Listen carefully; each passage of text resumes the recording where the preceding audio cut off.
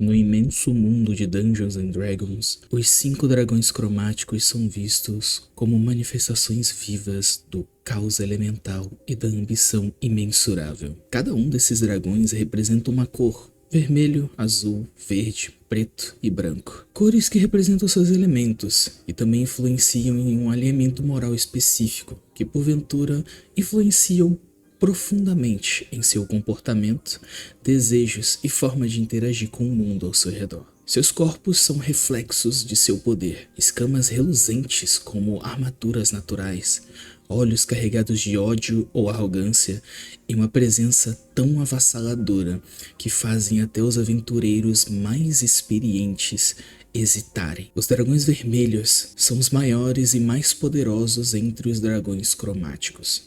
Possuem um corpo robusto, semelhante ao de um leão, com escamas carmesins, grandes chifres voltados para trás e uma crista que vai da sua cabeça até sua cauda. Suas asas podem cobrir o corpo inteiro em um repouso. Seus olhos brilham em amarelo intenso e seus chifres e garras variam entre preto e branco. Embora quase todos os dragões possam voar, os dragões vermelhos são claramente os mais sintonizados com os céus. São voadores habilidosos e apreciam muito essa habilidade. Não é incomum que um dragão vermelho saia casualmente para voar como nós sairíamos para caminhar pela manhã. Eles valorizam profundamente essa capacidade especial deles de voar e dedicam o tempo todos os dias para se entregarem a este prazer. Se suas asas forem danificadas, é possível que os dragões vermelhos caiam em depressão. Apesar de seu ego imenso, aos olhos de um dragão, essa é a pior ferida que se pode sofrer. Eles emitem um calor intenso que pode ferver a água a poucos metros de distância, tornando perigosa a proximidade com eles. Esse calor é gerado naturalmente pelo seu metabolismo, e eles conseguem suportar temperaturas extremas por longos períodos. Vulcões e fontes de lava são locais onde costumam relaxar, embora o peso da lava pode ser perigoso se afundarem demais. Sua arma mais reconhecível, e talvez até a mais perigosa, é o seu sopro. Uma rajada intensa de fogo. Pode-se argumentar que essa é a arma de sopro mais poderosa entre todos os dragões. A intensidade do calor é tamanha que pode não apenas derreter a pedra, mas também até certo grau de aço, tornando-os máquinas de destruição em massa. Esses dragões, que valorizam o voo acima de tudo, costumam viver em áreas montanhosas ou colinosas, onde podem ganhar velocidade rapidamente ao saltar de uma altura. Embora esses locais não sejam requisitos absolutos para sua moradia, são altamente valorizados. Uma coisa que eles sempre evitam são cachoeiras perto de suas moradas, pois o som da água corrente lhes é irritante. Eles evitam áreas densamente florestadas que dificultam a visão da presa ao partir do alto. Eles caçam de uma forma semelhante a aves de rapina, então conseguir enxergar a presa é essencial. Dragões vermelhos são criaturas extremamente inteligentes, desde o momento em que nascem até a morte. Embora não sejam estudiosos, conseguem entender as coisas rapidamente e não são facilmente enganados. Enganar um dragão já não é uma tarefa fácil, e enganar um dragão vermelho é ainda mais difícil, pois eles analisam cada interação como uma batalha de intelecto. Apesar dessa alta inteligência, muitas vezes essa habilidade sequer é utilizada, já que,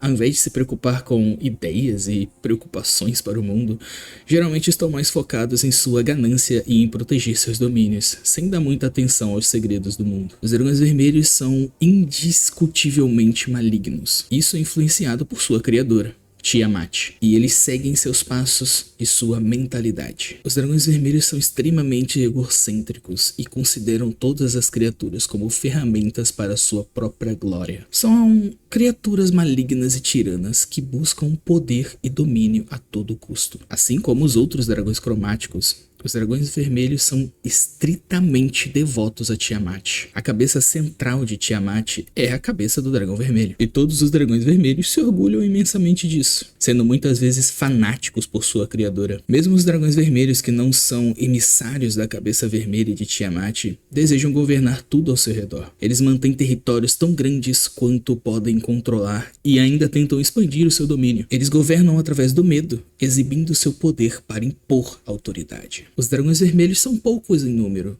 pois o acasalamento ocorre raramente. O cortejo só acontece quando o macho impressiona a fêmea o suficiente para que ela permita sua entrada em seu território. Podem existir muitos pretendentes, mas as fêmeas não sentem a mesma necessidade de procriar que os machos e costumam impor critérios muito rigorosos. Isso frequentemente resulta em confrontos violentos, já que as fêmeas atacam pretendentes considerados inadequados. Após um breve período de cortejo, uma ninhada de ovos é produzida e incubada por ambos os pais. Em seguida, os progenitores começam a competir para fornecer aos filhotes o máximo de conhecimento e orientação para que eles cresçam e se tornem poderosos governantes de seus próprios territórios. Os dragões negros, também conhecidos como dragões crânio, são de longe os mais cruéis e de temperamento mais vil entre todos os dragões cromáticos, embora não sejam tão raivosos quanto os dragões vermelhos. Com olhos profundos e aberturas nasais largas, o rosto de um dragão negro se assemelha a um crânio. Seus chifres curvos e segmentados têm uma coloração óssea próxima à base e escurecem até um preto morno. À medida que envelhece, a carne ao redor do chifre e das maçãs do rosto se deteriora, como se fosse corroída, deixando finas camadas de pele que realçam sua aparência esquelética. A cabeça de um dragão negro é marcada por espinhos e chifres.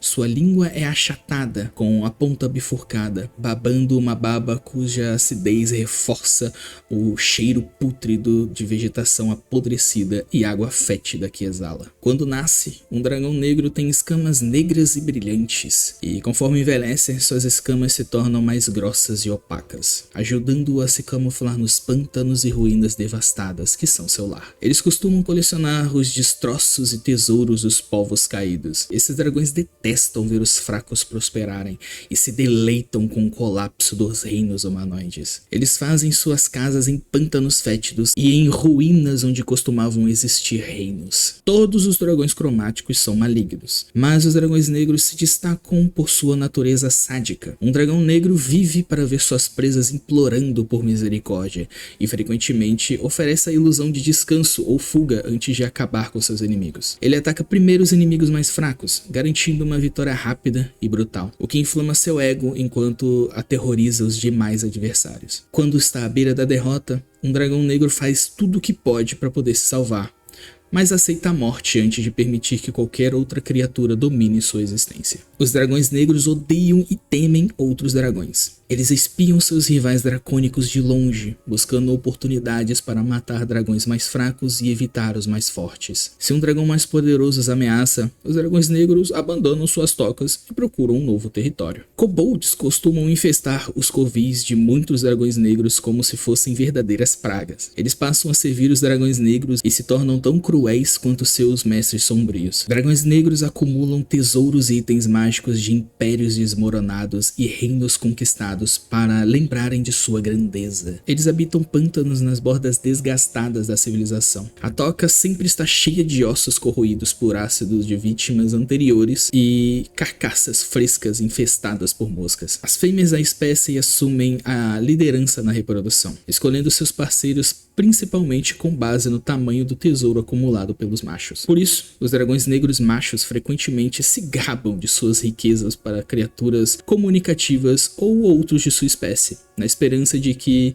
rumores sobre seus tesouros chegassem às fêmeas da região que estavam procurando por parceiros. Quando duas ou mais fêmeas escolhem o mesmo macho parceiro, elas lutam pela dominância em combates aéreos acima da toca do macho, permitindo que ele observasse a vitória de sua futura companheira com admiração. Os ovos dos dragões cromáticos precisam ser submersos em ácido forte enquanto se desenvolve. Dragões negros só protegem seus filhotes enquanto essa responsabilidade não ameaçar suas próprias vidas. Se tivessem que escolher entre salvar a própria vida ou salvar a ninhada, certamente escolheriam a si mesmo, embora, sem dúvida, buscariam por vingança depois. Os dragões brancos são os mais fracos, mais selvagens, os menores, menos inteligentes e mais animalescos entre os dragões cromáticos. São répteis cruéis e violentos, movidos pela fome e pela ganância. Um dragão branco possui olhos selvagens, perfil aerodinâmico e uma crista espinhosa. As escamas de um filhote de dragão branco brilham em um branco puro, e à medida que o dragão envelhece, esse brilho desaparece e algumas das suas escamas começam a escurecer, de modo que, quando está muito velho, seu corpo apresenta manchas de azul pálido e um cinza claro. Essa coloração ajuda o dragão a se camuflar nos reinos de gelo e pedra, além de desaparecer de vista quando voa por céus cobertos de nuvens. Dragões brancos não possuem a astúcia nem a técnica da maioria dos outros dragões. No entanto, sua natureza bestial os torna os melhores caçadores dentre todos os dragões, com um foco absoluto em sobreviver e abater os seus inimigos. Um dragão branco só consome alimentos que tenham sido congelados, devorando criaturas mortas por sua arma de sopro, enquanto ainda estão rígidas e geladas. Eles também mantêm os corpos de seus maiores inimigos como troféus, congelando os cadáveres em locais onde possam vê-los e se vangloriar. A maioria dos dragões brancos fazem sua toca em cavernas de gelo, muitas vezes escavadas nas encostas das montanhas árticas. No entanto, eles não precisam necessariamente de gelo e neve, e alguns se estabelecem perto de picos montanhosos ou em florestas. Embora possuam apenas inteligência moderada, os dragões brancos têm memórias extraordinárias. Eles se lembram de cada insulto e cada derrota, e são conhecidos por conduzir vinganças cruéis contra criaturas que os ofenderam. Dragões brancos também evitam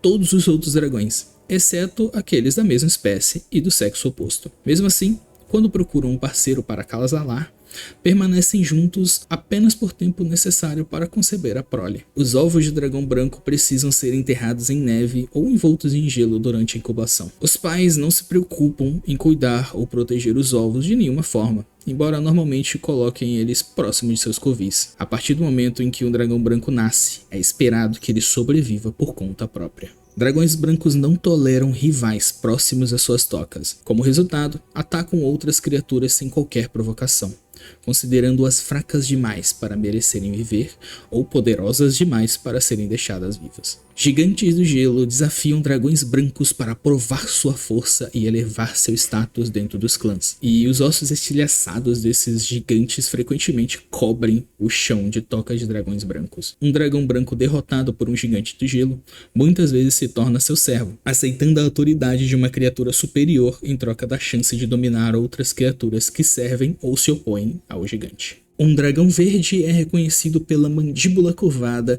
e pela crista que começa perto dos olhos e segue pela espinha. As escamas finas de um filhote de dragão verde têm um tom tão escuro de verde que parecem quase negras, e à medida que o dragão verde envelhece, suas escamas se tornam maiores e mais claras, assumindo tons de verde da floresta, esmeralda e oliva para ajudá-los a se camuflarem em um ambiente arborizado. Suas asas exibem um padrão malhado, mais escuro nas bordas dianteiras e mais claros nas bordas traseiras. Os dragões verdes são mestres da manipulação, deleitando-se em corromper criaturas inferiores e acumulá-las como posses. Possuem um temperamento cruel e inteiramente maligno. Sentem prazer especial em subverter e corromper aqueles de coração bondoso. Nas florestas antigas por onde vagam, demonstram uma agressividade que muitas vezes está menos ligada à defesa do território e mais ao desejo de conquistar poder e riqueza com o mínimo de esforço possível. Um dragão verde caça patrulhando seu território florestal,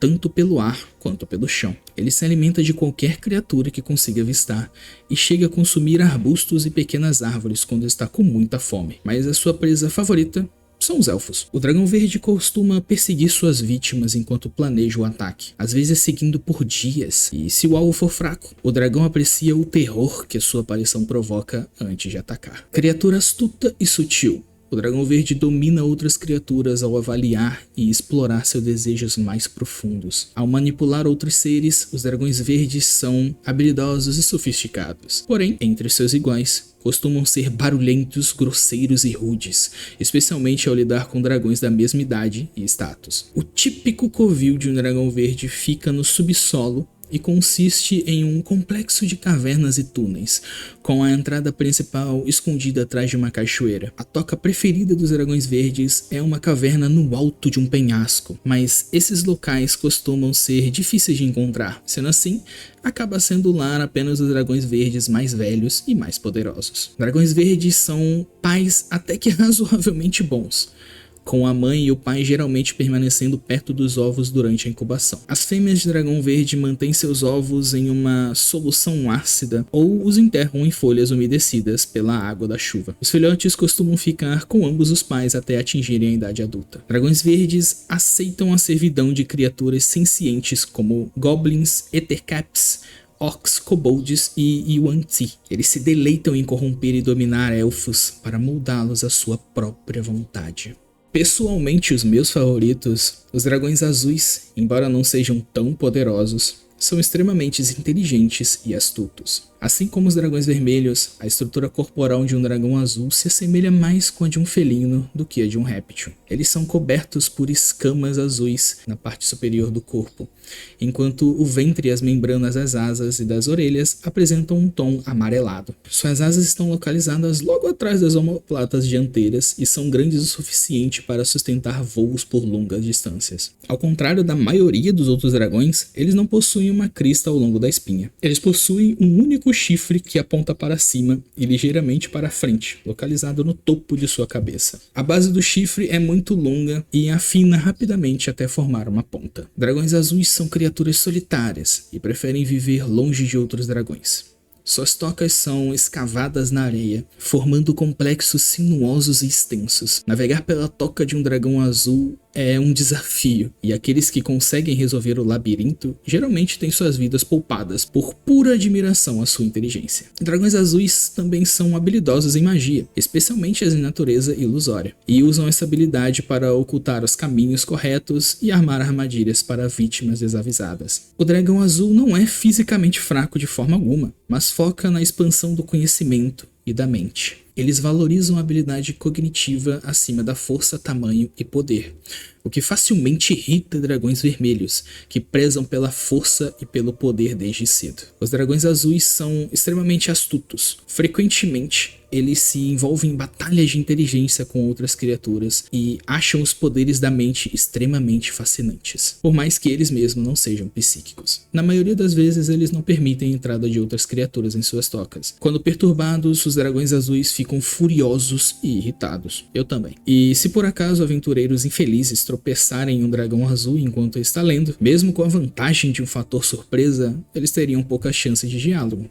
pois a fúria do dragão seria imediatamente desencadeada contra eles. Esse isolamento deles também inclui de outros dragões azuis, tornando a convivência entre eles quase impossível. Os dragões azuis têm uma ideia muito estranha de amor se comparado aos padrões de outras criaturas. Eles geralmente amam seus parceiros, mas não o suficiente para viver com eles, ou ao menos se distrair dos seus estudos. É um amor intenso e eterno, porém à distância. Os dragões azuis se atraem uns pelos outros por causa da inteligência, mas também por interesses pessoais. Eles formam um vínculo pessoal de casamento e se comunicam por meios mágicos até o próximo encontro. Apesar da sua natureza maligna, os dragões azuis são excelentes pais para seus filhotes e raramente deixam seus ovos desprotegidos. Os ovos de dragão azul precisam ser enterrados em areia quente para incubar. Os filhotes de dragão azul são, na verdade, bastante fofinhos, mas rapidamente provocam qualquer outra criatura e caçam pequenos animais do deserto para se alimentarem. Se você assistiu até aqui, obrigado de coração. Considere se inscrever, curta, se curtiu, e até a próxima.